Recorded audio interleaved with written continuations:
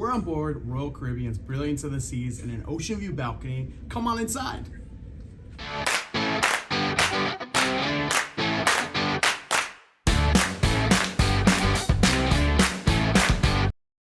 What's going on? My name's Jared. Jordan's behind the camera today, and we are JJ Cruise. Thank you so much for joining us today on this balcony tour on Brilliance of the Seas, a very classic cruise ship here. Before we get into the good and bad of this balcony cabin, we are going to ask you to subscribe to the channel. All we do is cruise content, so if you love cruising, hit that subscribe button and hit that thumbs up while you're at it.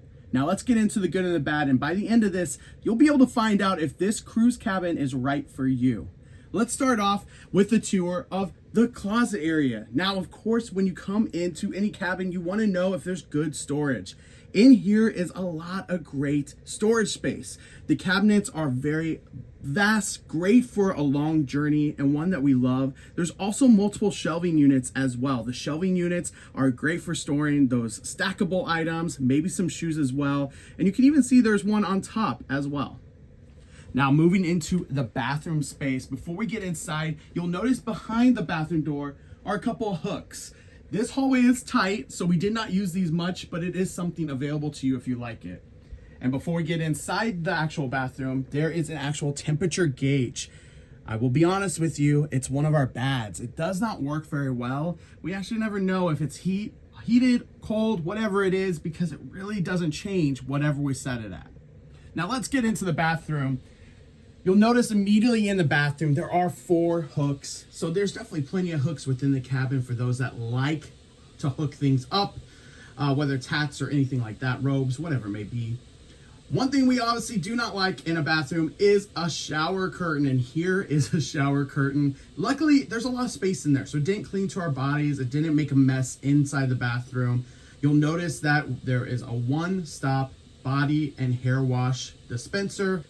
The rest of the bathroom is pretty standard. I will say the one thing that might be not so standard is the actual towel rod above the toilet, where they can stack extra towels. We never need that, but if you have more people staying in this room than 2 people, maybe that'd be a good place to put those extra towels.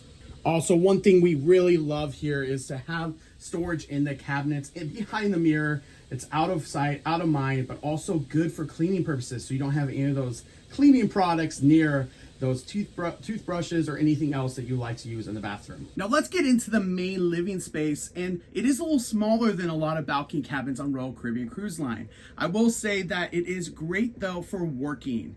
You can see the desktop actually has a really nice space to put a laptop. You also have a back on your chair, and that is hard to come by in cruise cabins. And if you go on the opposite side of the room, you do have a really plush, comfortable, oversized chair with a nice little movable desk space. So it is a really good room for working remotely. You'll also notice there's a lot of mirrors in here, which really opens up the space. Even though it is smaller of a balcony cabin, you do have more space than you realize when you're looking out, just because there's so much storage and the mirrors really open up the space. This is a good point to also talk about the decor. We love the browns and blues. It really makes you feel like you're more on a yacht than you are on a traditional cruise ship, and we really like that. When it comes to the storage in the vanity space, it is vast. There are a lot of drawers. There are a lot of open spaces, including a safe behind closed doors. Even the mirrors here actually have some additional space for you to store things away. This is really important for long sailings, and so this would be an okay cabin for one of those longer journeys. One thing we can't go without talking about is the outlets. There are only 2 US outlets and 2 European outlets. Not too much of a problem for us, but for those that want a lot of outlets, definitely bring a cruise safe multi-outlet tool of some sort so you can have more things than one. Make sure it's cruise safe though. We have to make sure that that is well known. When it comes to the fridge, it is not a fridge. It is a cooler, if you will. And this is a bad of our stateroom. It doesn't keep anything cool. In fact, it's not cold inside at all. Now, they always say it is a cooler.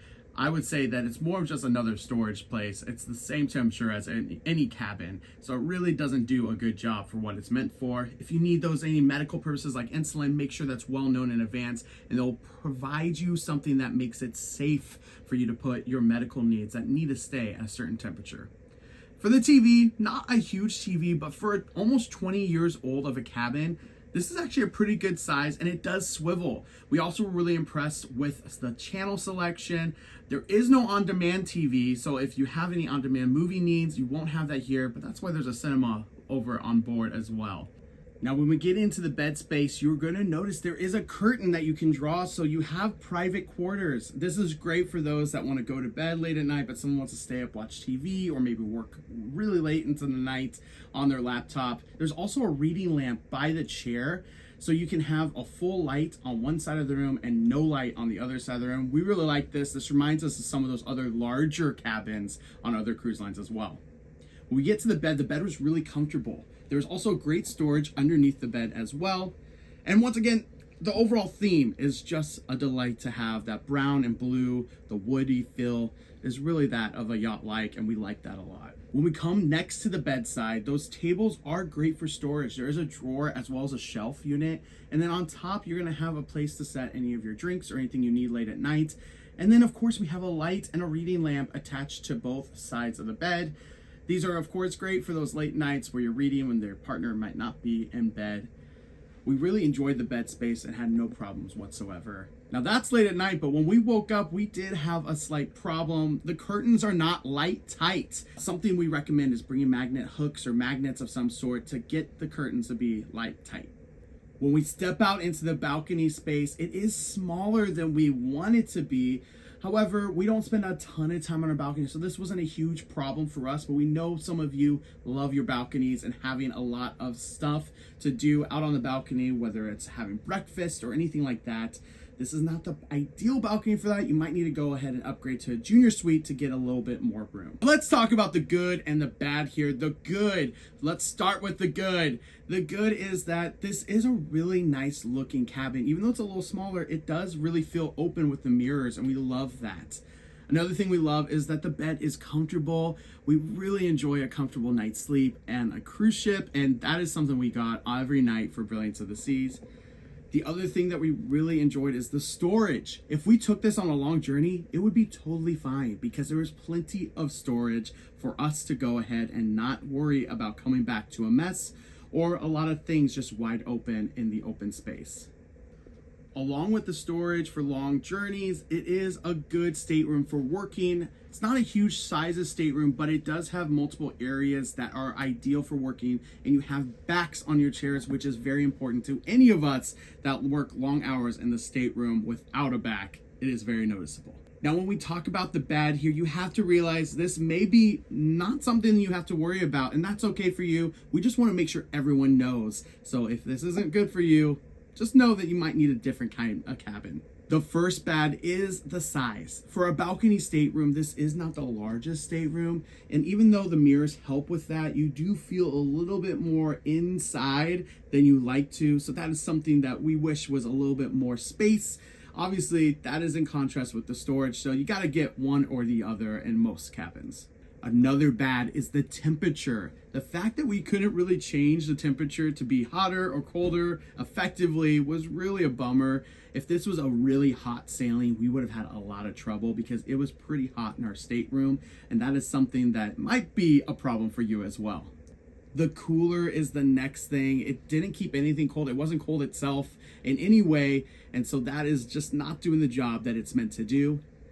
And last, and this would probably be the ugly if we have anything of the room, the curtains not being light tight, being woken up by a light in the morning, and there's really nothing you can do besides trying some kind of gadget to put it together with magnets. Just shouldn't be the way it is. We hope that it is fixed in a later date in renovations, but for now, bring those magnets because otherwise you could be woken up way too early in the morning.